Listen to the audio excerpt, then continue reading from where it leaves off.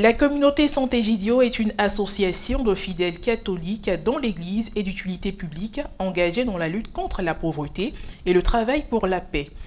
La question de l'intégration des migrants et des réfugiés faisant partie des sujets au cœur des réflexions sociales ne laisse inéluctablement cette association indifférente.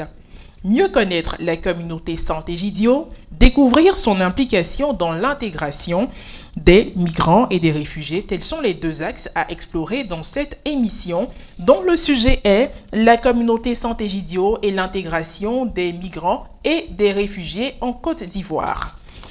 Pour avoir de bonnes informations relatives au sujet, nous recevons Monsieur Georges Adon, premier responsable de la communauté Sant'Egidio en Côte d'Ivoire, membre de la présidence mondiale de la communauté, formateur des jeunes en Afrique, Niger, Burkina Faso, Centrafrique de 2000 à 2009, enseignant de formation, membre du doyenné Nicolas Obo du diocèse d'Abidjan, marié et père de 2 enfants. Bonjour Monsieur Adon. Bonjour madame. Merci d'avoir accepté notre invitation. Merci. Alors dans cette émission, nous avons 2 articulations, notamment invité à la barre et en clair. Ouais. Tout de suite, la première.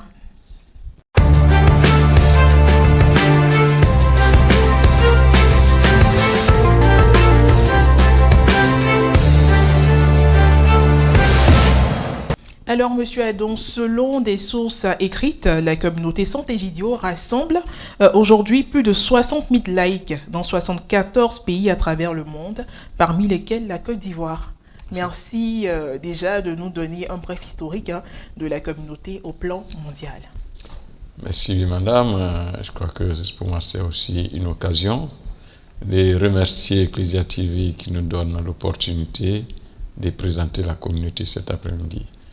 Il faut dire que la communauté Sant'Egidio est née dans les années 68 à l'initiative d'un jeune étudiant d'alors, aujourd'hui professeur d'université, Andrea Riccardi, et après 68, qui s'est posé la question parce que 68 c'est tout juste le lendemain du Concile du Vatican II, comment changer le monde, parce qu'à cette époque, il y avait un vaste mouvement révolutionnaire et chacun cherchait à créer une association. Et la communauté est née à cette époque. Et elle est née surtout en se posant une question. Comment changer le monde? Qui peut changer le monde? Et Andrea Riccardi dit, et je cite, que nous changerons le monde à partir de la parole de Dieu. Donc, à partir de la parole de Dieu, il commence à rassembler ses amis lycéens. Et puis, il trouve la réponse qui est la périphérie de Rome. Et à la périphérie de Rome, il trouve des jeunes, des enfants, des migrants qui n'avaient pas la maison, qui n'avaient pas le chauffage, et ils s'y rendent pour le service des écoles de la paix. La communauté naît à partir de ces 2 événements. Déjà, on peut retenir l'action sociale. Voilà, on se préoccupe de son prochain. À partir de l'évangile. À partir de l'évangile. Donc là, déjà, on voit un pan de l'évangélisation. Voilà.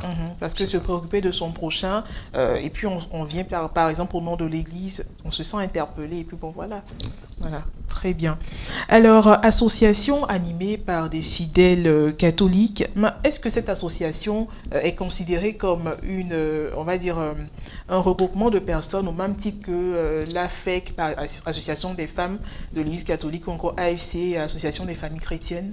Est-ce qu'il y a une différence? C'est la différence que les associations sont dans les paroisses. C'est un mouvement purement laïque des jeunes qui se sont retrouvés et qui ont créé un mouvement qui se retrouve pour la prière, pour la liturgie. Voilà. Quels sont... Ah oui, allez-y, poursuivez. Oui, autour de la parole de Dieu. Toujours, la parole de Dieu est la référence. Comme vous savez, en Europe, à une époque donnée, il est un peu difficile de voir des jeunes qui se retrouvent pour prier. Alors, cette association, ce mouvement se regroupe autour de la part de Dieu pour ces événements. On pourra dire qu'il est bien né. Voilà. Ce mouvement est bien né. Alors, quels sont les critères d'adhésion à l'association? Les critères d'adhésion, il faut être chrétien catholique, romain. Tout simplement, Tout chrétien simplement. catholique romain. Oui. Donc on n'a pas besoin de, on va pas s'intéresser, on va dire au statut social, on va pas Non, s'intéresser à la non, situation non. peut-être matrimoniale, la situation professionnelle Non. et tout ça.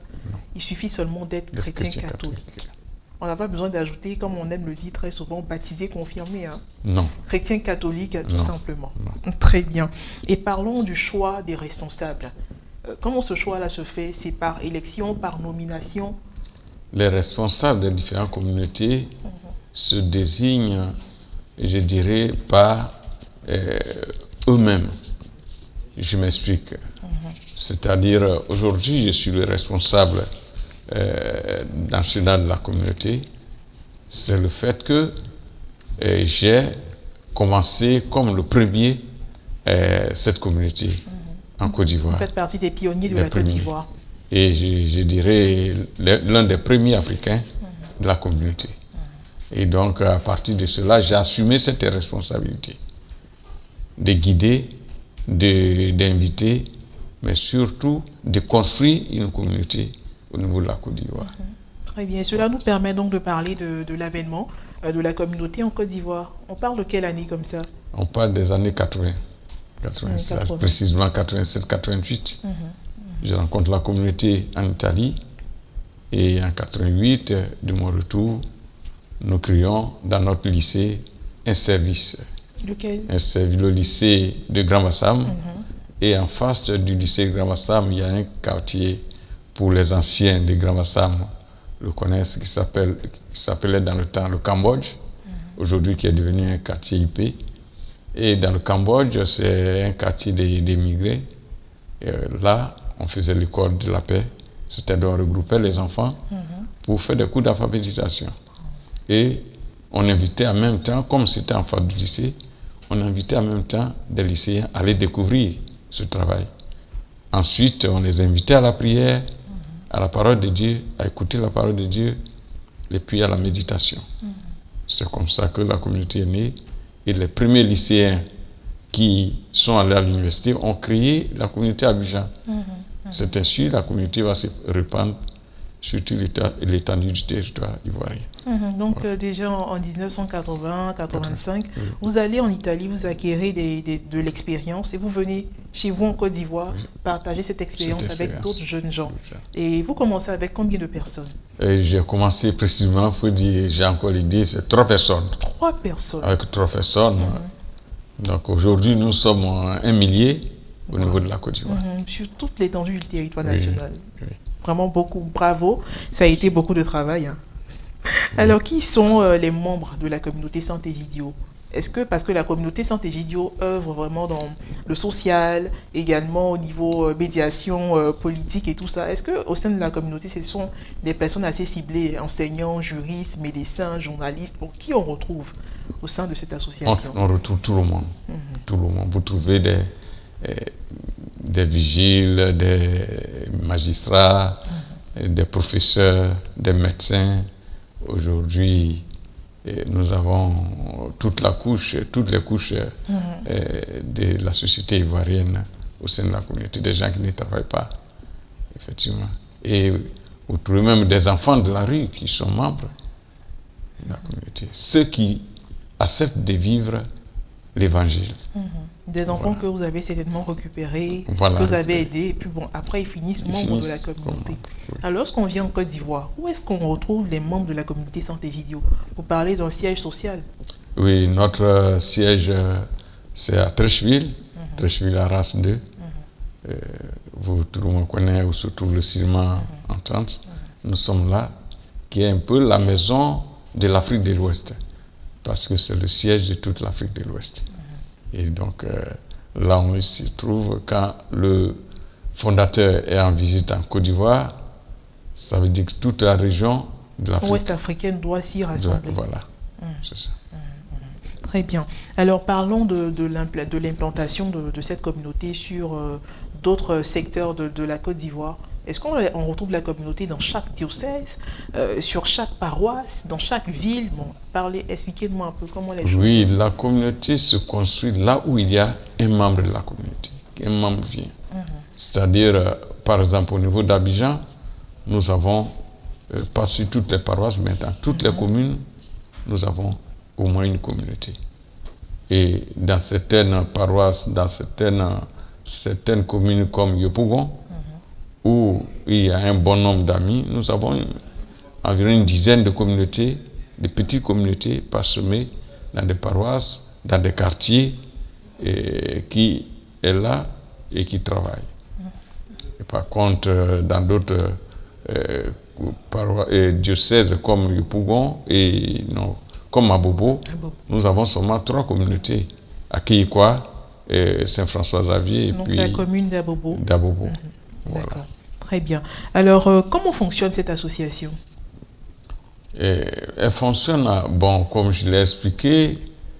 Au niveau du bureau, est-ce qu'il y a un bureau qui est constitué? Voilà. Nous n'avons pas un bureau, une structuration comme on peut voir le mouvement au niveau de l'Église catholique ou bien la vie sociale. La communauté a besoin d'un responsable, celui qui anime la communauté, les autres sont des membres. D'accord, vous êtes le premier responsable. Moi, je suis le premier responsable, les autres sont des membres. Il y a combien d'autres responsables encore? Il y a, au niveau de la Côte d'Ivoire, on a un responsable national, un vice-responsable, et les autres sont des membres. Il n'y a pas de trésorier, et je dirais chargé, bon, on peut parler de chargé de commission, chargé de communication, mais on n'a pas un bureau qui, président, vice-président, secrétaire général, non. Alors, lorsqu'il y a une action, par exemple, sociale à mener, tout le monde s'implique. Tout le monde est impliqué. Il y a la répartition des charges qui est faite. Tout le monde est impliqué et la répartition se fait selon, je dirais, la capacité de chacun. Si c'est un domaine dans lequel on a un frère qui a une certaine spécialisation, il lui est confié, par exemple, au niveau de la santé. Quand un enfant est malade, on appelle ceux qui sont dans la santé et qui se chargent de ce dossier. Quand il s'agit d'un enfant de la rue qui a un problème d'extrait naissance, alors on charge ceux qui travaillent soit dans une commune et qui font l'état civil, ceux-là sont chargés de débattre ce problème. Voilà, c'est ainsi. Très bien. Alors, lorsque la communauté doit s'impliquer dans des activités de l'Église, à quelle commission elle est rattachée? Commission épiscopale?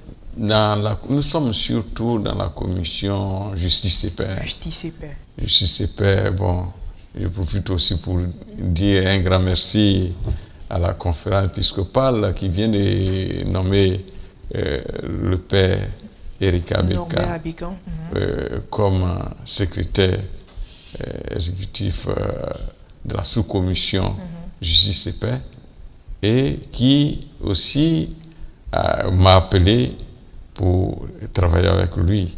Et il a demandé à travers moi, toute la communauté, pour aussi mener cette sous-commission. Donc nous nous sommes rattachés à la commission Justice et Paix. Voilà. Alors tout de suite, on se demande où est-ce que la communauté tire-t-elle, d'où est-ce qu'elle tire ses ressources financières? Parce que pour qu'une communauté, une organisation puisse fonctionner, on a forcément besoin de finances. Est-ce qu'elle est subventionnée ou bien elle est autonome? Dites-nous. Elle est autonome. Il faut dire que peut-être que nous sommes, au niveau financier, nous sommes la plus petite communauté parce que nous n'avons pas de compte bancaire. Quand je dis nous n'avons pas de compte bancaire, ça veut dire que aujourd'hui, si vous me demandez vous avez combien, je vous dirais qu'on a moins de 100 000 francs dans notre compte. Parce que nos activités sont financées, je dirais, par des partenaires. Des partenaires, des hommes, des femmes, de bonne volonté, également. Des dons. Nous vivons des dons. Mais pas des dons financés à partir d'un compte. Si nous avons un projet, nous soumettons ça à des structures ou à des personnes qui financent directement. Et puis des dons en nature. Voilà. Et parler d'autonomie financière, est-ce que la communauté a des activités qu'elle a mises en place pour avoir des revenus. Des Peut-être faire de la location de cadres et tout ça. Oui, la location de cadres pour certains qui connaissent bien notre salle. La location de cadres est arrivée, je dirais, dans ces 5 dernières années, quand nous n'avons plus, avec la crise en Italie, nous n'avons plus la subvention pour payer les factures. Nous avons demandé à la maison mère, c'était la communauté mère de Rome, de nous donner l'autorisation de pouvoir mettre en location quelque chose de manière forfaitaire pour pouvoir payer nos factures. Et d'ailleurs, il arrive même que certains mois, on est obligé de se tourner vers la communauté mère pour nous aider à pouvoir payer certaines factures parce que ce n'est pas toujours qu'on arrive à avoir la somme pour pouvoir payer ces factures. À présent, nous allons parler des activités et des missions de la communauté Sant'Egidio en matière de lutte contre la pauvreté. On va commencer par la lutte contre la pauvreté, ensuite l'éducation, l'accompagnement et la santé. Donc lutte contre la pauvreté, les activités menées en général. La lutte contre la pauvreté, la première activité, c'est nos écoles de la paix. Nos écoles de la paix sont des écoles qui rassemblent les enfants des bidonvilles surtout, les enfants qui ne vont pas à l'école, des enfants qui vont à l'école qui ne sont pas suivis, et nous constituons des petites écoles informelles dans lesquelles nous rassemblons ces enfants, nous leur donnons une éducation. Nous les appelons écoles de la paix parce que tout à l'heure, nous allons peut-être parler du problème de la médiation, mais nos écoles de la paix sont les premières écoles dans lesquelles nous apprenons à aborder le thème de la médiation, du dialogue interreligieux. Voilà. Et donc, il y a ces écoles. Et puis, nous avons des services qui visent surtout les personnes âgées. Aujourd'hui, au niveau des personnes âgées, nous avons 311 personnes âgées que nous suivons chaque semaine. Environ 200 au niveau de la zone de Daoukro, et puis les autres au niveau de Agnou-Lekro, Abidjan, Tabou, et puis Dimogro. Et là, c'est quoi? C'est une prise en charge intégrale, bien peut-être la santé? Non. Ce service consiste à rendre visite aux personnes âgées. D'accord. Parce que vous savez, en Afrique, depuis un certain moment, nous avons constaté que beaucoup de personnes âgées vivent seules, abandonnées, même dans les villages. Et donc, pour certains, ils sont assez des sorciers. Tout à fait. Pour d'autres, c'est l'abandon total des enfants qui vont à l'aventure et qui les laissent seuls au village. Alors, ces jeunes-là, chaque samedi ou chaque dimanche, vont trouver ces personnes âgées, les aident à faire le ménage. Pour ceux qui sont malades, on cherche à leur trouver un médecin ou on les accompagne à l'hôpital. Pour d'autres encore, c'est de leur apporter la nourriture, c'est-à-dire leur faire à manger. Donc, c'est un truc vraiment minime, mais qui nous a permis de donner l'espérance à ces personnes. Parce que beaucoup, malheureusement, meurent de manière prématurée du fait que soit ils sont seuls. Ils sont seuls, ils sont abandonnés. Quelquefois, ils ont besoin de quelqu'un avec qui parler, mais quelquefois, ils ont besoin des enfants. De chaleur humaine, Voilà, de présence autour enfants. d'eux et tout ça. Et à qui raconter leur passé. Parce que la personne âgée vit de ça.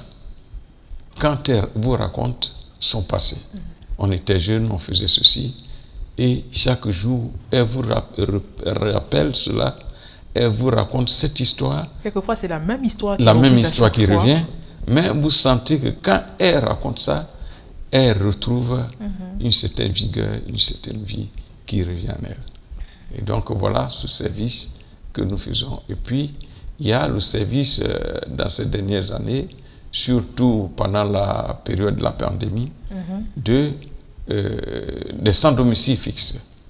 nous avons découvert que la Côte d'Ivoire, il y a 1 an, 2 ans, a commencé à voir dans certains coins de la rue des gens sans domicile. Par exemple, l'avenue 8, maintenant on vient de la déguerpir, mais à Yopougon et à Makori, vous trouvez des gens qui dorment avec des bâches, des petits trucs, et toute une famille. Alors nous avons commencé à faire des distributions de repas dans ces rues-là. Nous distribuons en moyenne par semaine 200 à 250 plats à ces personnes. Voilà. Et puis, nous avons le service des enfants qu'on appelle communément les enfants de la rue. Les enfants de la rue, c'est un service que nous avons commencé depuis les années 97. Et nous avons pu faire sortir un bon nombre d'enfants. Aujourd'hui, nous avons même pris une petite maison à Yopougon, non loin de la cathédrale Saint-Laurent, où nous accueillons des enfants, c'est-à-dire les plus petits. Parce que nous avons trouvé que dans la rue, il y a aussi des enfants très petits, 5 à 6 ans. Et donc, il y a et en général, comment ces enfants-là arrivent dans la rue? Les enfants arrivent dans la rue avec plusieurs histoires. Parfois qui nous traumatisent nous-mêmes en tant qu'adultes. Parce que voir un enfant de 5 à 6 ans dans la rue, vous vous demandez qu'est-ce qui s'est passé, où sont ses parents. Mais souvent les parents sont orphelins, ils vivent avec une tante. Souvent c'est les enfants de la deuxième femme et la maman n'est pas là. L'enfant ne supporte pas la maltraitance. La maltraitance. Mais souvent aussi les caprices des enfants. Sa maman n'est pas là. Bon, il trouve que celle qui est là, c'est pas ma maman, donc je ne peux pas accepter tout ce qu'elle me dit. Et il y a des enfants qui fuguent. Il fugue, il trouve des amis dans la rue. Et puis, il fait une nuit. Mais un enfant qui fait une semaine dans la rue, c'est fini. Il s'est adapté. Il a des grands frères protecteurs.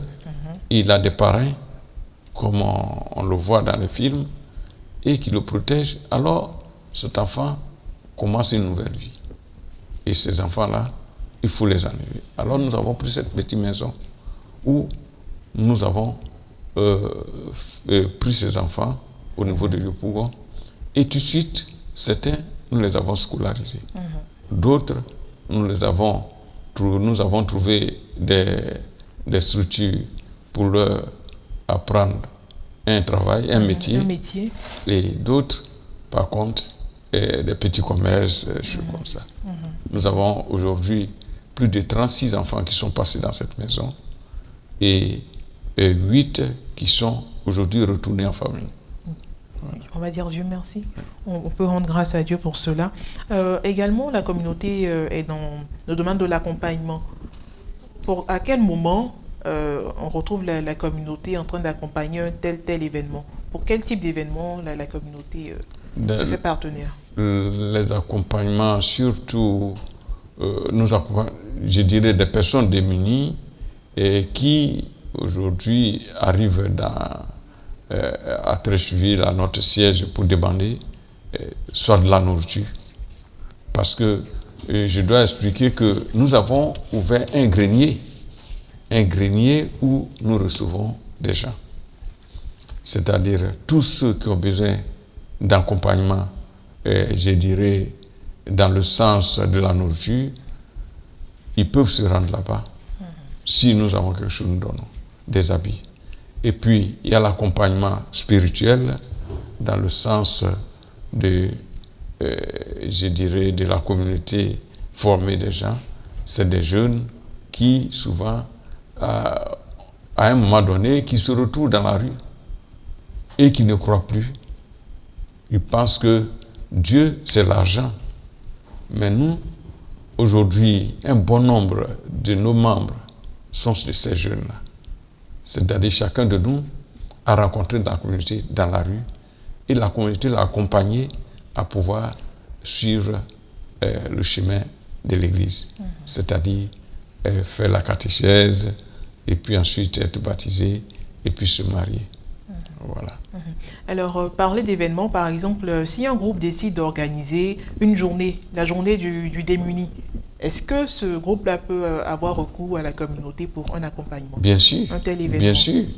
Nous sommes toujours, chaque année, par exemple, le 14 février, vous savez bien qu'est-ce que ça signifie. C'est la fête de Saint-Valentin. Mais chez nous, cette fête de Saint-Valentin à Sant'Egidio est devenue la journée de l'enfant de la rue. Pourquoi? Saint-Valentin, c'est la journée de l'amour. Mais nous, cet amour, c'est l'amour porté à ceux qui n'ont pas de mère, à ceux qui n'ont pas de père, à ceux qui n'ont pas de maison et qui vivent seuls. Alors ce jour-là, tous les enfants de la rue se retrouvent à notre siège. Nous faisons la grande fête avec des cadeaux à ces enfants-là. Voilà. Très bien. Alors, à vous entendre, l'on se demande qu'est-ce qui différencie la communauté Sant'Egidio de la Caritas? La communauté Sant'Egidio de la Caritas. La Caritas est une structure, travaille. Il faut dire que la communauté Sant'Egidio a été plusieurs fois accompagnée par la Caritas. D'accord. La Caritas a les fonds, gère les fonds, cherche des fonds et puis redistribue. Mais la Caritas cherche des gens qui travaillent dans le domaine, je dirais, de la pauvreté ou dans le domaine de la gestion des gens démunis pour pouvoir redistribuer ces fonds-là. La Caritas ne gère pas les pauvres. Nous, la différence qu'on fait, c'est ça. Souvent, quelqu'un nous a tassé des Caritas bis. Mais en fait, la Caritas a une vocation. La vocation de demander et de donner. Nous demandons dans un autre sens, mais ce n'est pas que nous distribuons au niveau de toute l'Église, mais à ceux qui nous fréquentent. Donc, chaque jour, quand nous avons des difficultés, nous tendons la main à la Caritas. Et plusieurs fois aussi, certaines Caritas dans nos quartiers, quand ils ont certaines personnes démunies, ils les orientent vers Sant'Egidio pour un accompagnement, soit spirituel ou un accompagnement dans le sens de les accompagner, soit en famille, éducation ou des conseils. Très bien. Alors, donc, il y a une certaine collaboration qui existe entre les deux institutions. Très bien. Alors, parlons maintenant de l'organisation des assises au plan international. Comment ça se déroule? Pour certaines associations, les réunions sont tournantes. Qu'en est-il pour la communauté Sant'Egidio? Parce qu'il faut dire que les réunions chez nous, nous avons surtout un grand moment dans l'année. C'est-à-dire c'est la semaine sainte. La semaine sainte, il y a un enseignement pour toutes les communautés dans le monde. Et cette semaine sainte, au lieu que nous déplacions, c'est les membres qui se déplacent de Rome et qui passent de pays en pays. Dans les 74 pays. Donc, c'est un moment d'émission. Par exemple, au niveau de la Côte d'Ivoire, chaque année, nous avons 2 frères qui arrivent de l'Italie pour toute la semaine sainte. Et dans chaque pays, c'est comme ça. Voilà. Maintenant, il y a d'autres rencontres. Par exemple, comme je disais tout à l'heure, moi, je suis membre de la présidence mondiale. Quand il y a les rencontres de la présidence, quand le président convoque une réunion, c'est nous les membres, c'est-à-dire les conseillers. Et au niveau de la Côte d'Ivoire, nous sommes 2. Nous sommes 2. C'est vous qui allez représenter le pays. On représente le pays. Et puis d'autres rencontres dans l'année, selon les thèmes abordés, il y a des gens qui sont... Si nous parlons aujourd'hui de communication, qui va partir, ce n'est pas le responsable national, c'est le chargé de la communication qui va à cette rencontre. Si nous parlons des enfants de la rue, il y a un responsable chargé des enfants de la rue, c'est lui qui est envoyé à cette rencontre. À Rome, bien sûr. Oui. Très bien. Alors, aujourd'hui, comme on le dit, vivre ensemble, il est bon, il est doux pour des frères et sœurs de vivre ensemble. Il y a forcément des rencontres interreligieuses. En général, comment elles se déroulent? Quels sont les thèmes qui sont abordés? les thèmes, le plus souvent, les thèmes sont abordés en fonction aussi des besoins qui se présentent. Et aujourd'hui, au niveau de la Côte d'Ivoire, où nous avons eu, après la crise, une déchirure du tissu social, il y a un besoin de vivre ensemble au niveau des religions d'abord. Et à partir de cela, nous organisons quelque chose. Mais ces rencontres se font aussi dans toutes les communautés dans le monde, à partir de la communauté Mère de Rome. Parce que la communauté Mère de Rome, depuis 1987, après l'initiative du Saint-Pape Jean-Paul II à Assise, a repris le chemin de cette rencontre qui est appelée l'Esprit d'Assise, chaque année dans une ville européenne. Et nous, au niveau de la Côte d'Ivoire, chaque année, nous reprenons cette rencontre, mais avec des thèmes liés au thème général. Au thème général, mais surtout aux besoins de la Côte d'Ivoire. Parce qu'à cette rencontre viennent non seulement des religieux, mais des hommes de culture. Alors, on fait plusieurs débats, plusieurs rencontres, des panels où il y a plusieurs enseignements qui sont donnés. Et les enseignements sont tirés des thèmes soit qui sont débattus dans le pays. Voilà. Si nous sommes en période électorale, il faut forcément voir comment affronter cette période, les campagnes. Donc, trouver des gens qui vous font une communication sur ce thème. Voilà. Très bien. Alors, nous allons parler bien évidemment de la médiation politique. Quelle est l'implication de la communauté Sant'Egidio au niveau de la médiation politique et surtout en période électorale? Okay. Cette médiation politique, il faut savoir une chose d'abord. Il faut savoir que tout part de Mozambique. La communauté aujourd'hui, sur l'échiquier international, est beaucoup sollicitée pour sa médiation politique. Mais tout part de la guerre de Mozambique. La guerre de Mozambique qui a fait plus de 16 ans, et après 16 ans, il n'y a plus rien. Tout le monde est parti. Et donc, dans les années 80-85, le fondateur envoie des vivres au Mozambique. Et il se trouve que, après ces vivres, des membres de la communauté ont été tués dans des affrontements. Alors, il s'est dit, pourquoi continuer à envoyer des vivres?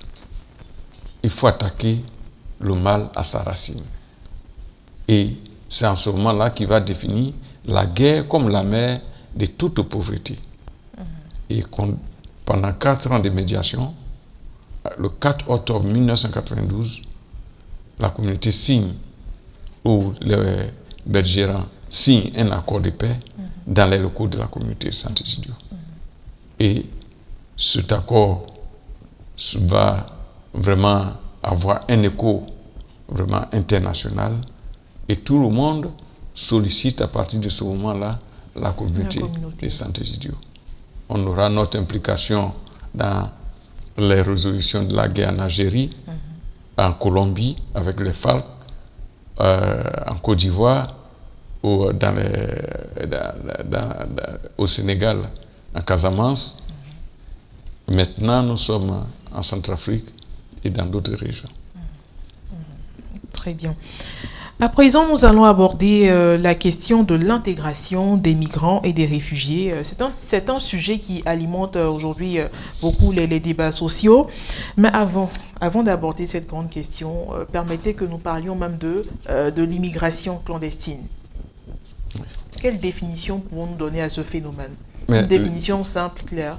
L'immigration clandestine, comme on le dit, c'est quelqu'un qui migre sans passer par la voie légale. C'est-à-dire, soit, comme on le voit aujourd'hui, par des voyages avec les embarcations de fortune, ou qui se cachent même dans les trains d'atterrissage, comme on le voit des avions, d'autres prennent le bateau, on se cache entre les bagages dans un bateau et puis on arrive à destination. Voilà. Alors, quelles sont les causes majeures d'un tel phénomène, surtout chez nous en Côte d'Ivoire? La cause majeure, c'est la pauvreté. C'est la pauvreté. La première cause, c'est la pauvreté. Je ne pense pas qu'un Ivoirien un jeune qui va à l'école, à l'université, qui a tout, qui évolue, qui a une carrière devant lui ou un futur devant lui, va se lancer. Non. Et on peut même déjà situer que cette immigration clandestine va commencer après 90. C'est-à-dire quand on parle de crise en Côte d'Ivoire. Et donc, c'est la pauvreté. Et puis, la guerre, en 2010, a accentué cela. Donc, les premières causes, la pauvreté, la guerre, au niveau de la Côte d'Ivoire. Parlons à présent des risques. Et au niveau des risques, nous voulons mettre l'accent sur un fait. On va prendre l'exemple de janvier 2020, le cas du petit Laurent Barthélemy, qui a trouvé la mort en voulant aller, on va dire, en Europe. Il avait ce rêve-là, il nourrissait ce rêve-là. Voilà. Et voilà ce qui est arrivé malheureusement. Il a perdu la vie en étant coincé dans l'une des parties d'un avion. Et nous avons pu découvrir à travers nos recherches que la communauté a joué un rôle salvateur. C'est vrai que l'enfant n'était plus déjà de ce monde, mais après ça, il faut une prise en charge et la communauté s'en est chargée. Est-ce qu'on peut faire un flashback sur cet événement? Oui. Il faut dire que cet événement a été une douleur pour nous. L'enfant Barthélemy Annie, nous ne l'avons jamais connu, ses parents, ni lui, ni... Mais nous avons su vraiment sur les réseaux sociaux la mort d'un enfant. Et puis, tout de suite, l'identité. Et quand nous avons su l'identité, la communauté de Rome a été la première à intervenir, à organiser une prière pour la paix, pour la paix, une prière pour les immigrés à Rome, qui s'intitule Mourir d'espérance. Et cette prière Mourir d'espérance, pendant laquelle on a prié pour ces enfants qui meurent. Et nous avons été interpellés pour dire que l'enfant découvert dans le train d'atterrissage venait de la Côte d'Ivoire et précisément de Yopougon. Donc tout de suite, je me suis déplacé, je suis allé trouver la communauté de Yopougon pour faire des recherches si on pouvait trouver la famille. Mais comme Dieu s'est fait les choses, on a trouvé que l'enfant venait d'un lycée où enseignait la femme d'un des membres, des responsables de Yopougon, de la communauté de Yopougon. Et c'est comme ça que nous avons rencontré les parents. Et Rome, Paris, Abidjan, nous avons coordonné tout ce qui est autour de là. Parce que il fallait rétablir une certaine injustice, mais surtout donner, je dirais, une réponse à des gens, surtout à des parents, qui se trouvent devant une situation dramatique et qui ne savent quoi faire. Parce que les réseaux sociaux tout de suite annoncent que le corps est à Paris, mais comment les parents peuvent aller à Paris? Qui a visé? Ils ne savent même pas quelle démarche faire. C'est dans ce sens-là que nous, la communauté, a apporté son soutien de Paris, Abidjan, coordonné, et je dirais un peu l'organisation du premier voyage des parents pour aller identifier le corps. Et ensuite, en collaboration avec le ministère des Transports, nous avons aidé à pouvoir rapatrier le corps ici en Côte d'Ivoire. Pour les funérailles, la communauté a pris en charge. Nous avons fait les funérailles. Voilà. Pensez-vous que cet événement malheureux a eu un impact, a pu freiner d'autres jeunes aujourd'hui? Oui, parce que je pense que cela a eu un impact, parce que nous avons profité de cet événement pour faire beaucoup de conférences, surtout dans le lycée où était l'enfant, et puis dans d'autres lycées où nous avons, et nous continuons encore aujourd'hui, invités par certains proviseurs, à mobiliser, mais surtout à sensibiliser les jeunes sur la question des migrations. Voilà. Alors pour le petit Barthélemy, ça a été un aller sans retour, du moins un retour avec un corps sans vie. Alors qu'est-ce qu'on peut dire au niveau de l'intégration même des migrants, ceux qui partent et qui reviennent, qui ont envie de revenir, qui ne peuvent pas le faire, ils se posent tellement de questions par rapport à l'intégration. Donc aujourd'hui, comment se fait cette intégration? Bon, cette intégration, moi je dis, au niveau de la communauté, nous, tous les migrants que nous rencontrons en Europe, nous ne pouvons plus leur dire « il faut repartir dans ton pays ». Mais il faut lui trouver une situation l'intégrer. Alors, au niveau de l'Italie, nous avons créé des écoles qui accueillent des migrants. Nous avons, dans ces dernières années, recueilli beaucoup d'Ivoiriens que quand je suis en Italie, je vais visiter. Et en leur donnant ces cours de cours italiens, de la langue italienne, qui sont sanctionnés par des diplômes, et ces diplômes leur permettent de trouver un petit travail. Parce que, en fait, quelqu'un qui quitte son pays, qui arrive en Europe, et dit à cette personne de retourner, c'est pas facile. C'est pas facile, après plusieurs années. Non. Même si vous lui payez un billet d'avion, il ne viendra pas, il ne restera pas. Le lendemain, il repartira. Donc, mieux vaut lui trouver un travail là-bas pour donc l'aider à s'insérer dans le tissu social du pays où il se trouve. Très bien. À présent, nous arrivons, on va dire, à la deuxième et dernière partie de cette émission, dénommée En clair.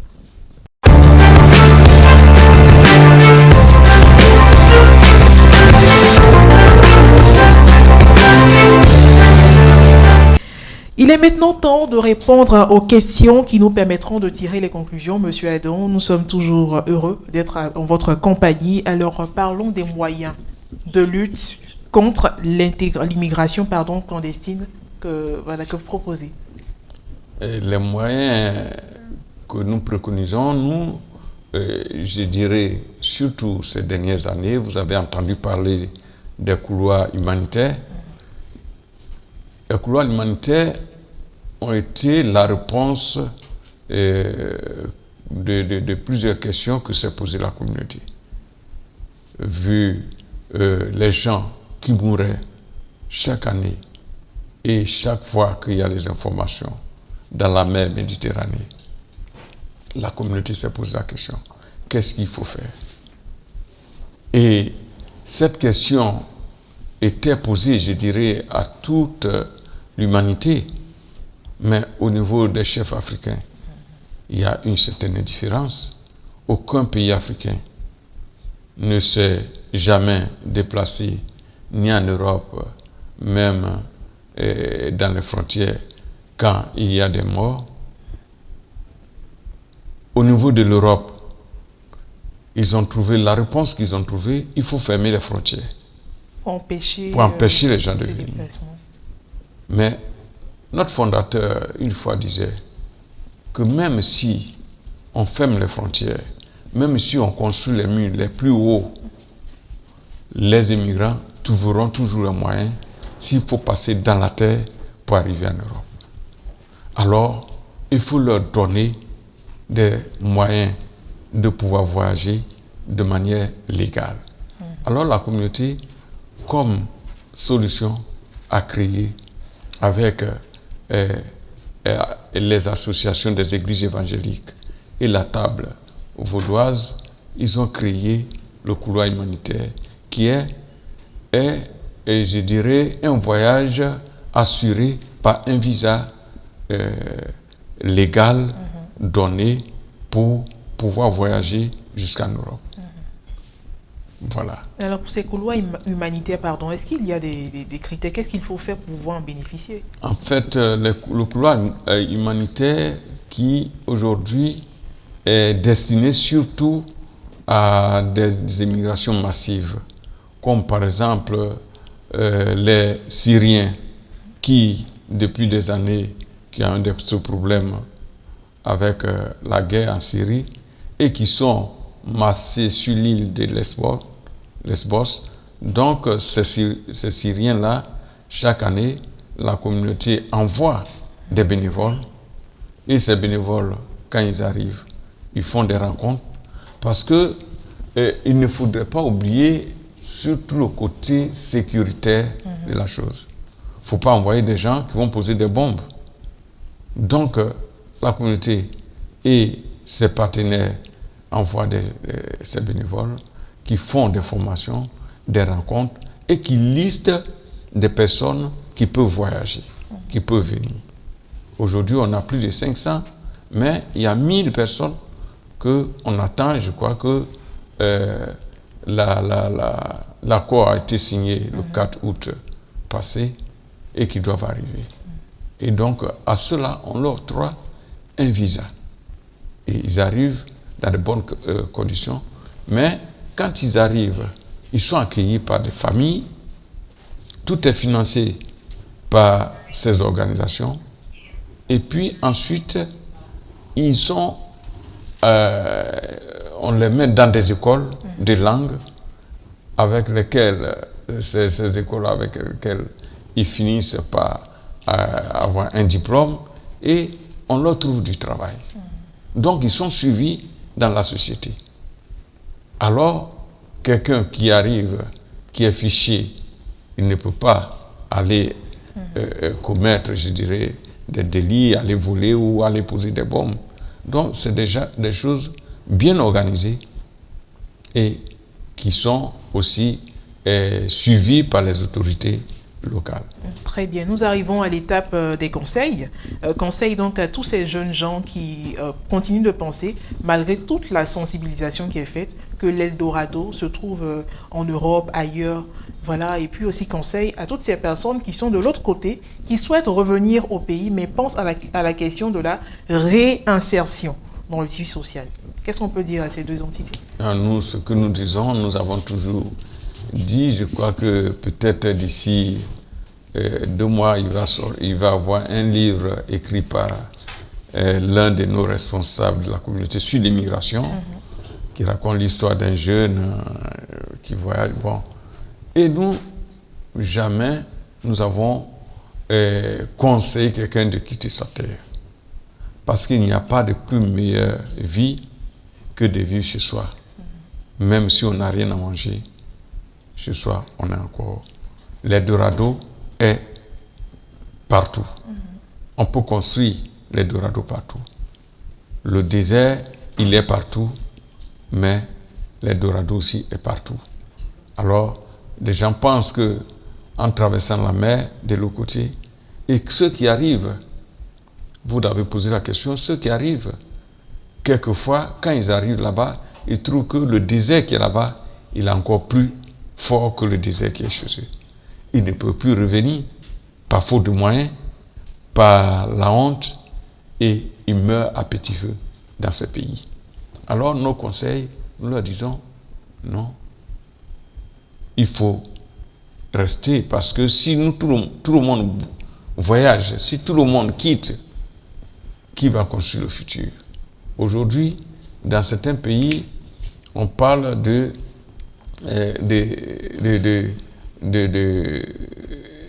d'étrangers qui envahissent ce pays. S'il y a un étranger qui travaille dans un pays, c'est parce que ce poste n'est pas occupé, ou il y a besoin de quelqu'un pour travailler. Alors, si nous formons des cadres, nous avons des écoles qui, je dirais, forment bien des enfants, personne n'émigrera. Et aujourd'hui, nous demandons à nos autorités surtout, à nos autorités, c'est ce qu'ils peuvent faire pour nous, pour empêcher ce flux.